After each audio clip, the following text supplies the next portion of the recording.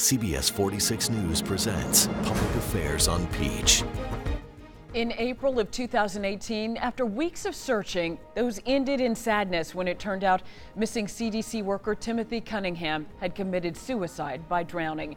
In July of 2018, the death of a missing pharmacy intern was ruled a suicide as well. Investigators say 25-year-old Alvin Ahmed staged his disappearance to look like he'd been murdered. The Atlanta-based Centers for Disease Control and Prevention says Georgia's suicide rates rose 16.2% between 1996 and 2016. For every Timothy Cunningham and Alvin Ahmed you hear about on the news, there are many others you never hear about that we here in the news don't talk about. It will be a heavy subject today, but we did want to inform you about this. And welcome to Public Affairs on Peach. I'm Tracy Hutchins. So for the next half hour, we'll talk about suicide prevention and suicide awareness. We begin that discussion this morning with Fulton County Medical Examiner Dr. Jan Gorniak and also Associate Medical Examiner Dr. Rachel Geller. Rachel Geller, thank you both for being here. We appreciate you coming in and spending some time with us. Now, we do want to talk about some statistics this morning, too. In Fulton County alone, there were 120 suicides that were reported. Now, in 2017, it was 126. How are we looking? Are we going, judging by those numbers, at this point, it appears as though they're going down, but is that actually the case? Actually, no. The suicide rates are kind of sort of going up, unfortunately, and that's why it's important that we are discussing this today. And I know that you have launched a study really about the myths of suicide, because so many people, so many families, so many parents think this won't ever happen to us. I talk to my kids, I talk to my friends, my relatives, my spouse. They couldn't possibly be thinking about taking their own life. What are some of the myths that you found in this study? First, let's talk about how this came about, that you decided to embark on this. Well, the study came about, I trained in forensic pathology back in Cleveland. And when I was training, I've heard that Black people don't hang themselves. Young people, teens don't die by suicide. And so Rachel, when she was a fellow last year, we were talking about doing a project. So when we came up with this, I said, hey, let's talk about what kind of myths are there. And at first it was just about our own data. And then Dr. Geller took it a step further. Yeah. And what did you find? Well, we created a 17-question survey that we shared with the community, and we compared the results of our survey to the 1,057 cases of suicide that we had in Fulton County between 2008 and 2017. And we found that there are some myths that people embrace and that there are some myths that people have rejected. What are some of those myths that people think? Is it just that it can't possibly happen to my family? We focused more on methods of suicide and questions that relate to race and gender. We looked at some other variables that relate to timing of suicide.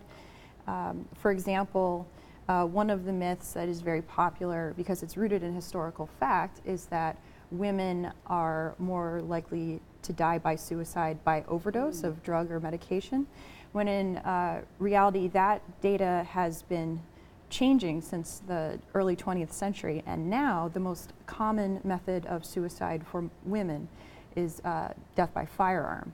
Overdose is the second most common in the female population, followed by hanging. Whereas men, people understand the risk of firearm injury, and firearm injuries are the most common cause of death for men who die by suicide, followed by hanging, and then followed by overdose. But people overestimate the risk of overdose for all populations. And from listening to you and the findings in your study, it looks as though it really does not discriminate in terms of gender, in terms of race, in terms of demographics. I mean, certainly on the news, we cover any number of stories where the victims are varied. Absolutely. And so one of the myths was about young people. And so our study found that in Fulton County, that the youngest person that we had die by suicide was 10 years old, and the oldest was 98. My personal experience, I've had an autopsy on an 8-year-old that was ruled a suicide. But once again, when I trained, it's like they don't have the capacity to even think about it. But children are using those words, and we have to be mindful and take them seriously when they're saying, I want to kill myself, I don't want to be here anymore, and not just brush it off as they're acting out. And when we look at those methods, again, it can be gruesome to talk about. When we look at the methods in which people take their lives, gun violence, that happens to be a very common one. Is that because guns are so accessible? Or is that hard to say? It's hard to say, but I believe that what method is available is what people are going to use. So if you don't have access to a gun, then yes, you might die by hanging. If you don't have access to prescription medications or other drugs, then you might use something else. So I think you're correct when you talk about the accessibility of firearms. Something that's most convenient to you. That's correct. At that time. And I know these results are final, but there is more to this study that will be done? Yes, absolutely. So we do have our final results, but we had a portion of the survey that allows for comments, and we were very interested to hear what people want to learn more about. People are interested in learning more about LGBTQ suicide, veteran suicide, and a multitude of other things that we're looking forward to investigating. Yeah. Dr. Geller, Dr. Gorniak, thank you so much for joining us. We do appreciate your time this morning. We are just getting started here on Public Affairs on Peach. After the break, we'll talk about PTSD and other stresses facing veterans and what can be done to help them.